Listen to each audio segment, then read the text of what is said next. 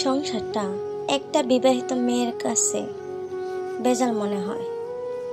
যে মেয়ের বাপ ভাই নাই, যে মেয়ের স্বামী বাপ মার কথায় উঠে বসে, যে মেয়ের একটা ছেলে সন্তান নাই, যেই মেয়ের গায়ের রং কালো, দেখতে খাটো, যেই মেয়ের গাড়ি গাড়ি টাকা নাই শ্বশুরবাড়িকে দেওয়ার জন্য, যে মেয়ের দুঃখ বলার জায়গা থাকে না,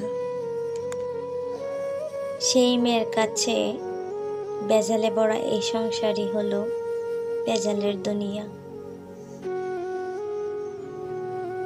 কারণ একটা বিবাহিত মেয়ের কাছে সংসারই হলো তার দুনিয়া। এই ভেজালের দুনিয়া থেকে মুক্তির কোনো উপায় নাই।